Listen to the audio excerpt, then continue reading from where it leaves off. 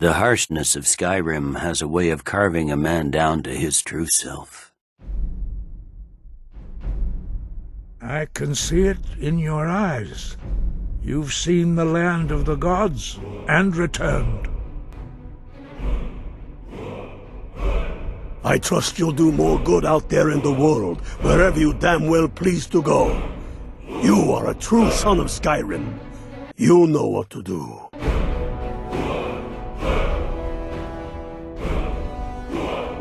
What is better, to be born good, or to overcome your evil nature through great effort?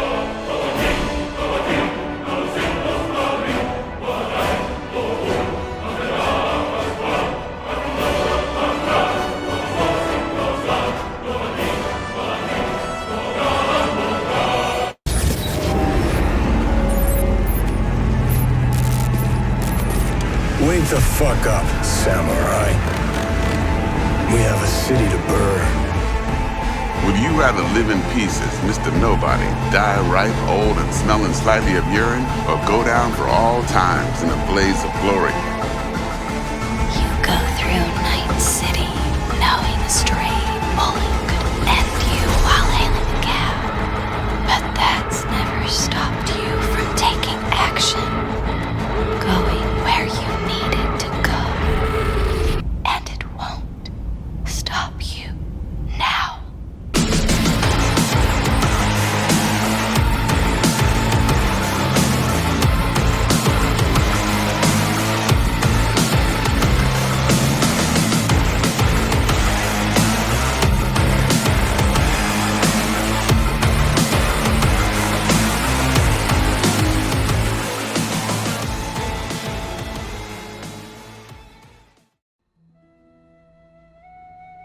What makes a game world feel alive? Is it freedom, detail, or something else entirely? Immersion is one of the most important aspects of a good game, especially in an RPG. Skyrim and Cyberpunk 2077 are two games that offer sprawling open worlds designed to pull you in. Worlds filled with breathtaking environments, captivating quests, an abundance of NPCs, and the freedom to explore on your own terms. While these two games are quite similar, they also couldn't be more different. Today, we're going to explore the lands of Skyrim and the streets of Night City to uncover which world truly immerses you. Without further ado, let's go slay some dragons and, I don't know, hack into the mainframe or something?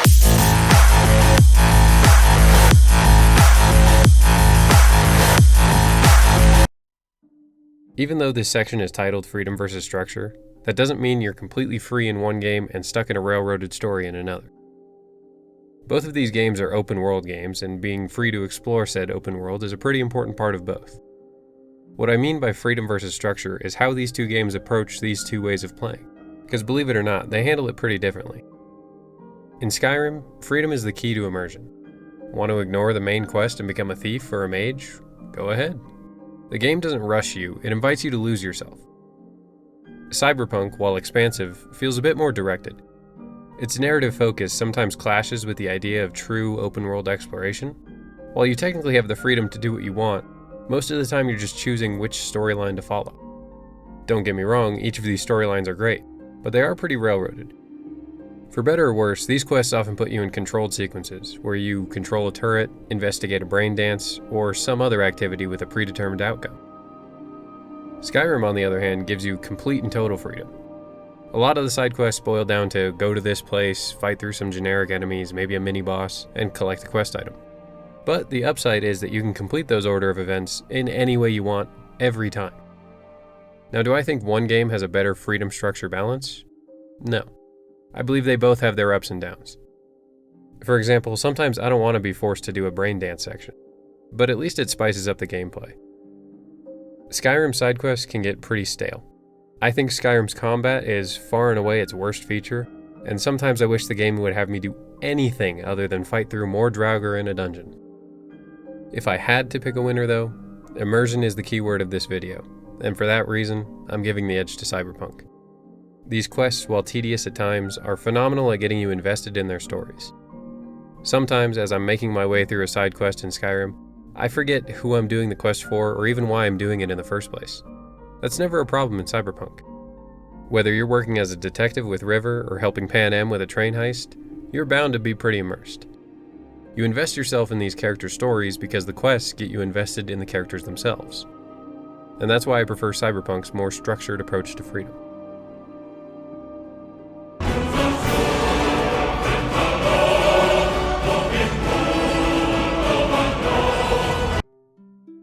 Arguably the most important aspect for immersion in a game is the atmosphere of its world.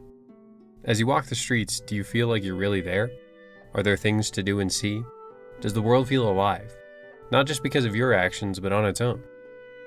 These are the questions that matter, and the answer to all of them for both of these games is yes. Atmosphere is what transforms a collection of quests, NPCs, and mechanics into a living, breathing world. It's the feeling of walking up a snow-covered mountain before being suddenly attacked by a saber-toothed tiger, or stopping a dragon from burning down a small village. It's the hum of neon lights in Night City, the distant chatter of people dealing with their own struggles, and the omnipresent advertising that makes the world feel just as oppressive as it is dazzling. Both Skyrim and Cyberpunk excel at making their worlds feel real, but they do so in pretty different ways. Skyrim embraces a natural, almost mystical beauty, with snow-capped mountains, dense forests, and ancient ruins that all tell stories of a world that existed long before you arrived. Even when nothing is happening, the environment itself is telling a story. That ruined fort? Maybe it fell during the Civil War. That eerie cave? Who knows what monsters could be lurking inside or what treasure awaits to be discovered. Cyberpunk, on the other hand, creates immersion through sheer sensory overload. Night City is relentless. Everywhere you turn, there's something vying for your attention. Holograms flicker, cars speed down the streets, music pulses from every direction, and every area is packed with people. The world feels chaotic but intentional, constantly reminding you that you're just another cog in its massive, unfeeling machine. The key difference lies in how these worlds react to your presence. Skyrim makes you feel like an adventurer shaping history, with whispers of your deeds traveling across the land as your legend grows. Cyberpunk makes you feel small, just another chum trying to make a name for themselves in Night City. Yet, in both games, the atmosphere is what sells the immersion. They both serve as a masterclass in world building in an open world game.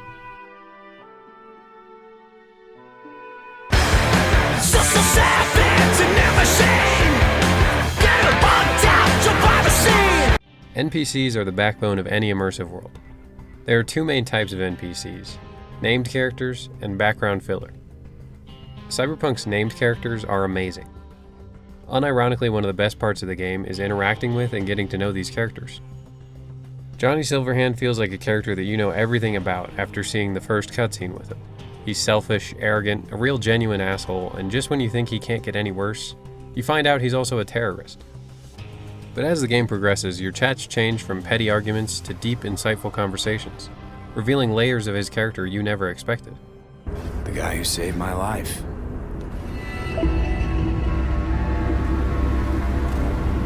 V, you don't know how much I want that to be true. Listen, I realize I fucked up a lot of things.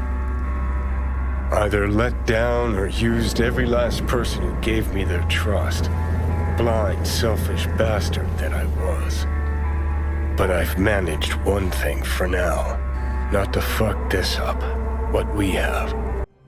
The depth of just this one character is incredible, and just about every single named character you interact with in this game is the same. The common citizens of Night City, on the other hand, don't add too much outside of the random funny conversation you'll overhear or being a hazard while driving. I make one small mistake, drift around a corner a little too quickly, and because these lifeless drones crowd the sidewalks, now I have to deal with the cops.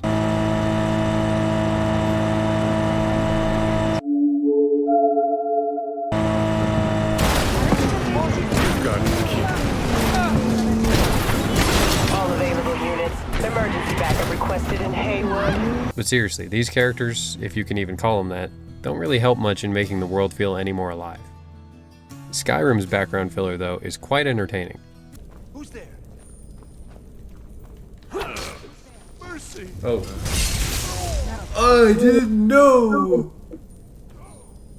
Mercy, Ryan. Jesus, I hope that guy wasn't important. It feels as though every single NPC placed in this world has a story of their own. A lot of them even have names. They feel more like they have a purpose for existing, as opposed to Cyberpunk's NPCs that just feel like set dressing. However, I can't speak as highly for Skyrim's named characters. Just look at this conversation with Ulfric Stormcloak compared to one with Johnny Silverhand. I fight for my people, impoverished to pay the debts of an empire too weak to rule them, yet brands them criminals for wanting to rule themselves. I fight so that all the fighting I've already done hasn't been for nothing. I fight because I must. This war's a people's war against a system that spiraled out of our control. It's a war against the fucking forces of entropy. Understand? Do whatever it takes to stop them, defeat them, gut them. If I gotta kill, I'll kill. If I need your body, I'll fucking take it. Fucking hell. You still don't see it, but you will one day. Like I said earlier in the Freedom versus Structure section, Cyberpunk is a more narrative-focused game, and one of the areas most impacted by that is character depth. Skyrim has no shortage of iconic or great characters like Parthenax, but I'm taking Cyberpunk's NPCs every day of the week.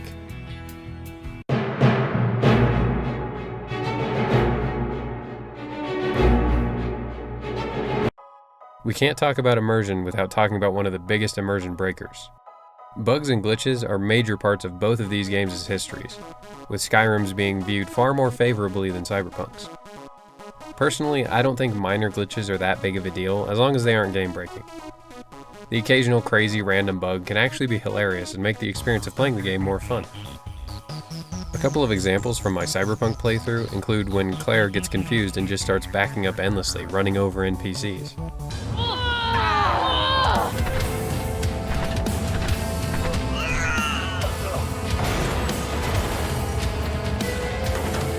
Or when this car randomly decided to run me over and take me for a ride in the middle of my conversation with River. Okay, got an appointment?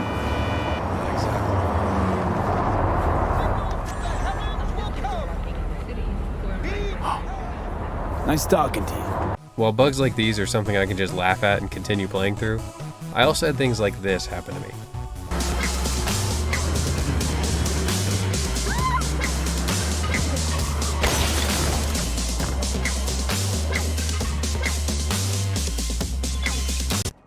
I did find this pretty funny, but it is also annoying. I was locked into the game up until this point, and this wild, sudden teleportation really brought me back to reality. Cyberpunk's launch was nothing short of a disaster when it came to bugs and glitches like this, and it was one of the main reasons many players were very unhappy with the game. CD Projekt Red actually handled the backlash very well and consistently rolled out patches making the game better and better. Now obviously they can't fix everything. I played on patch 2.0 and still experienced a handful of bugs. But like I said earlier, I don't mind them that much if they aren't game-breaking. My Skyrim playthrough had surprisingly a lot less major glitches, but the ones I did experience completely broke my game. Skyrim's bugs are often looked back on fondly by the community as more of just a wacky, funny feature than a real problem with the game. I think this is mostly due to the game's 2011 release date, almost a whole decade before Cyberpunk. So technical perfection wasn't really expected. That being said, I don't mind when an NPC ragdolls like crazy or slides around instead of walking. What I do mind is having to redo a mission or reload a save because the game gets confused and just flat out breaks. There is no real winner in this category. Bugs and glitches break immersion, plain and simple. So the goal is obviously to keep them to a minimum. These games will never be flawless, so you can't expect perfection. But Cyberpunk should not have been released in such an unfinished state, and Skyrim, while getting more of a pass because of its age, still should not be as riddled with glitches as it is.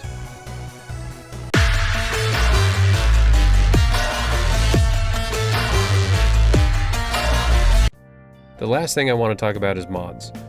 Both Skyrim and Cyberpunk have very active modding communities. Some mods try to improve the game with changes to UI, gameplay, or quality of life features. Other mods just serve to make the game more fun, by swapping models, adding new broken weapons, or just making the player flat out overpowered. Mods are a double-edged sword when it comes to immersion. On one hand, they can enhance the experience, making the world feel more alive and believable. On the other, they can completely shatter the intended atmosphere, turning a carefully crafted world into pure chaos. But that's the beauty of modding. It gives players the power to shape the game into exactly what they want it to be. In Skyrim, mods have been an essential part of the game's longevity. Immersion-focused mods like open cities remove loading screens when entering major towns, making the world feel more seamless. Other mods add additional survival mechanics or introduce fully voiced companions that feel more alive than some of the game's original characters. Who's there? Who's there? I wonder who it could be. These types of mods don't just enhance immersion. They expand on what was already there, filling in gaps and making the world feel even richer. Cyberpunk also has a lot of mods which mainly serve to improve how the game runs. Mods like Cyber Engine tweaks help stabilize performance, while other mods make the minimap better or improve UI and enemy behavior, making the world feel more dynamic and responsive. Ultimately, mods allow players to customize their experience, whether that means enhancing immersion or tearing it apart for the sake of hilarity. Skyrim and Cyberpunk both thrive because of their modding communities, proving that no matter how immersive a game is, there's always room for players to shape the world in their own unique way.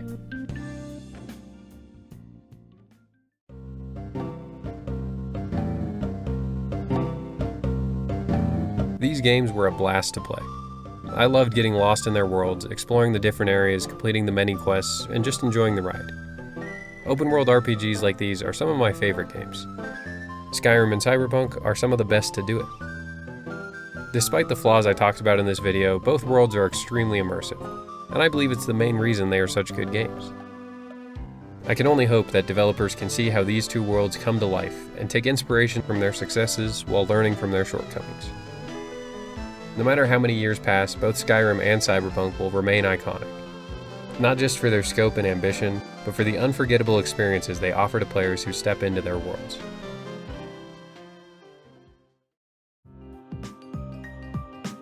Thank you for watching. Next month's video is going to be a big one, as I talk about all the games I've played in the past year to update my top 50 favorite games list. So if you're interested in seeing that, don't forget to subscribe. If you want to see the original top 50 list, you can watch this video. Or if you want to see a better video of mine, you can watch this one. Thanks again for watching, and I'll see you in the next one.